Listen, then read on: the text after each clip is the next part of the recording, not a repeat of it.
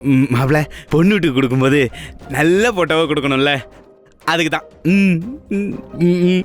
இப்பதான் மாமா நீ ஒரு குடும்பஸ்தனா மாறணும்னு யோசிச்சிருக்க. அதனால ஒரு குடும்பஸ்தன் பிரச்சனைய நீ புரிஞ்சுப்பன்னு நினைக்கிறேன். குடும்பஸ்தம் பிரச்சனையா? அது என்ன புது பிரச்சனை? நமக்கு அதுக்கு என்னடா சம்பந்தம்? அது உனக்கு இல்ல மாமா, எனக்கு.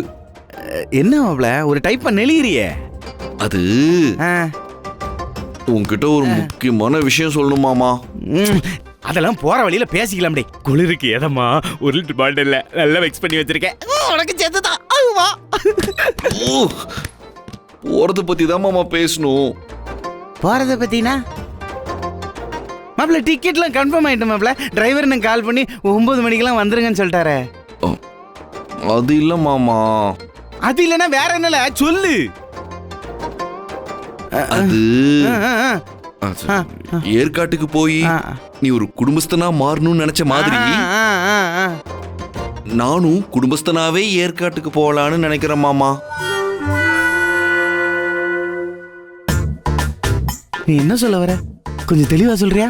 ஏற்காட்டுக்கு நானும் தனமும் குடும்பமா போக போறோம் மாமா.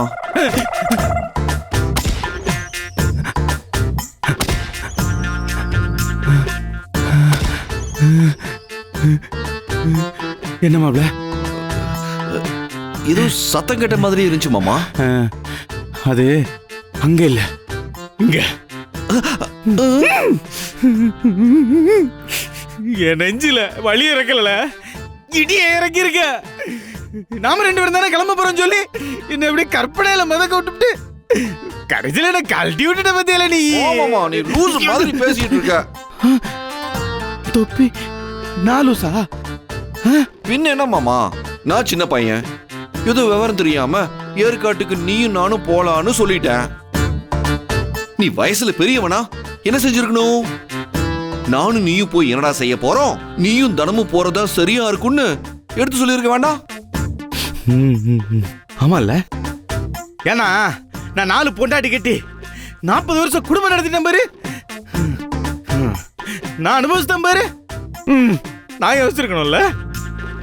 இந்த விஷயத்துல நீ தான் சீனியரு. காமெடி பண்ணியா? உனக்கே சொல்லலைன்னா எனக்கு எப்படி தோணும்? ஆமா, அது உன்னை கூட்டிட்டு போறேன்னு சொன்னதும் உனக்கு அப்படியே உலகமே மறந்து போச்சு.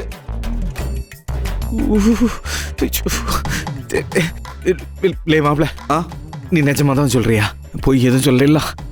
நீ பொய் எதுவும், இது ஏப்ரல் மாசம்னால இது எதுவும் ஏப்ரல் ஃபுல் பண்ணியோ? மாப்ள சும்மா சத்தியமா கரெக்டாவே தப்பா கேக்குறேன். நிஜமாவே நானும் தனமும் தான் போறோம். அதுக்குள்ள எப்படி இதெல்லாம் முடிவாச்சு? இந்த ரூமுக்குள்ள வந்து 10 நிமிஷம் தானே ஆச்சு. அதுவா மாமா, ரூம்ல தனத்தை துணியெல்லாம் எடுத்து வைக்க சொன்னதுக்கு சிடு சிடுன்னு இருந்தாங்களா? சரி சரி, அவங்கள நாம பிரிஞ்சு போறதுனாலதான் கோவமா இருக்காங்கன்னு நினைச்சா, இல்ல மாமா, அவங்கள விட்டுட்டு போறங்கிறதுக்காக தான் வெறி ஆயிட்டாங்கன்னு ருக்மிணி அம்மா சொன்னாங்க.